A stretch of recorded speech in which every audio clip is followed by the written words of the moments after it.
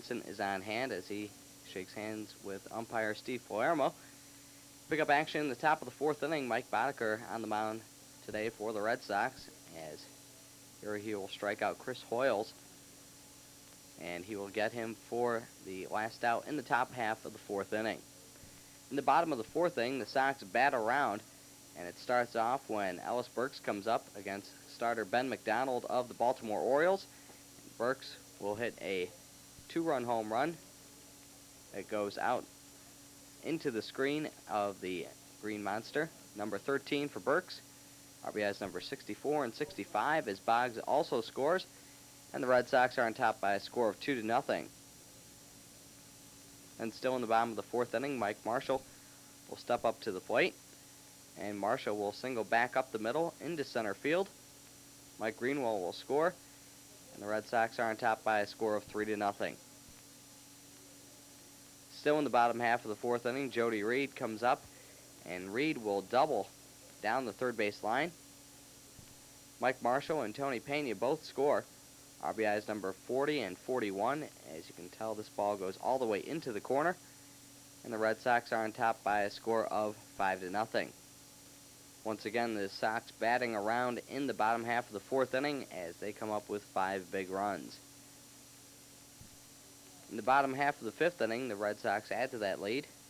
Mike Greenwell will come up with one on, and he will hit a two-run home run to right field. For Greenwell, it's only home run number 8. RBIs number 45 and 46, and the Red Sox are on top by a score of 7-0. Red Sox starter Mike Boddicker pitched a fine ball game as he went 7 2/3, allowing just 2 runs and 7 hits while striking out 6 batters. And here in the top half of the sixth inning, he will strike out Cal Ripken for the second out of the inning as he gets Ripken looking. One of the bright spots for the Orioles came in the top of the eighth inning when pinch hitter Ron Kittle hits a single off the Green Monster. Billy Ripken scores, RBI number 44 for Kittle, and the Red Sox lead is at 7-1. But then in the bottom of the eighth inning, with the Red Sox up by a score of 7-2, Luis Rivera comes up and hits a 3-run home run over the Green Monster, as Bernansky and Pena both score. Home run number 5 for Rivera, RBIs number 25, 26, and 27, as the Red Sox go on to pound the Orioles 13-2. Boddicker with the win, his record now 12-8. McDonald takes the loss, his record drops to 5-2. Boston is currently a game and a half in front of second place Toronto, who is in New York tonight to take on the Yankees.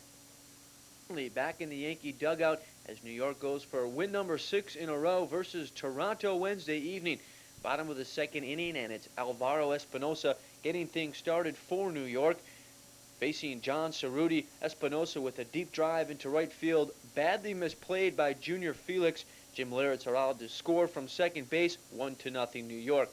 Next batter is Roberto Kelly, and Kelly will double off of Cerruti into right center field, picking up RBI number 45 as Espinosa scores on Kelly's 27th double of the year, 2-0 New York with the lead. A great defensive play in the top of the fourth inning by Yankee right fielder Jesse Barfield. Fred McGriff with this bad hop single into the right field corner.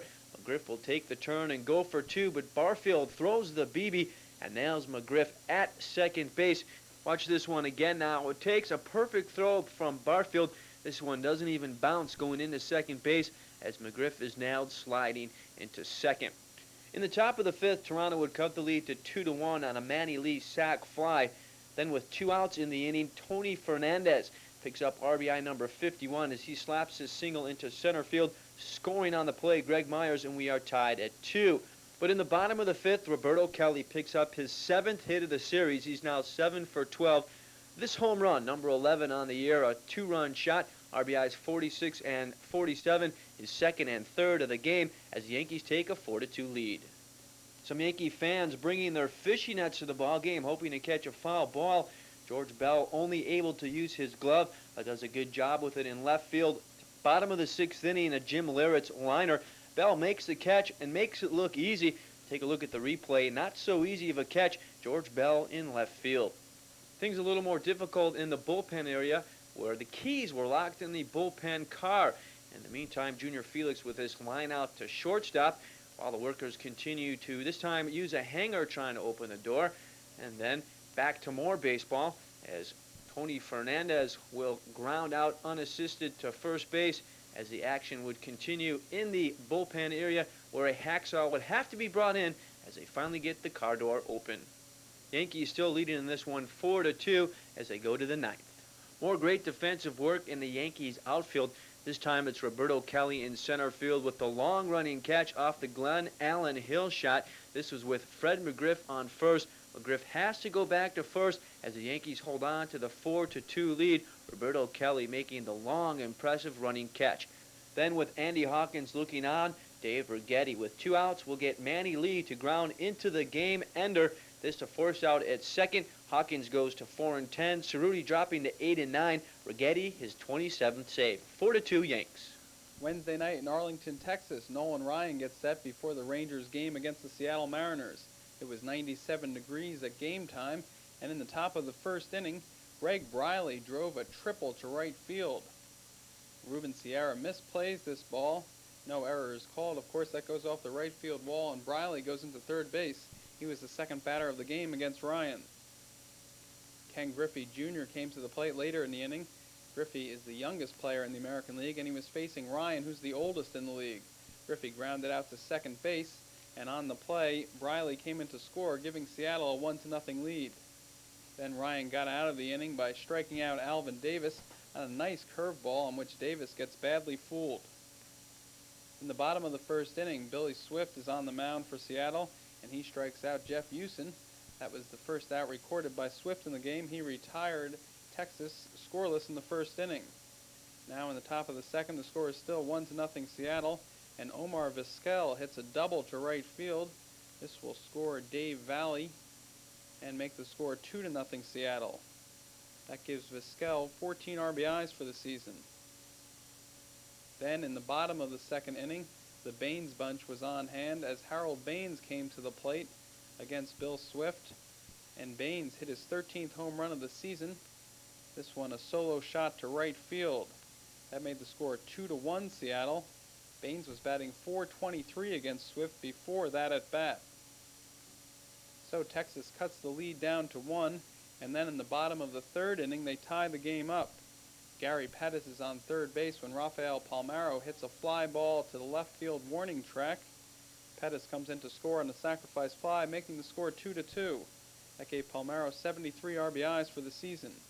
Then in the bottom of the fourth inning, Gino Petralli hit a single to right field that scored Julio Franco and gave Texas their first lead of the game. The score was 3-2 Rangers. In the top of the fifth, however, Dave Valley erased that lead as he hit his 6th home run of the season, a solo shot to left center field. That tied the game at 3. The game did not remain tied for long, however. In the bottom of the 5th inning, Ruben Sierra came to the plate with 2 men on, and Sierra hit a double to right field. This goes off the base of the right field wall, and Gary Pettis comes in to score. That made the score 4-3 Texas. That was the 78th RBI of the season for Sierra. It was 5-3 before the inning was over. In the top of the 7th inning, with Dave Valley on third base, Nolan Ryan threw a wild pitch in the dirt, allowing Valley to score and allowing the Mariners to get back to within 1 at 5-4.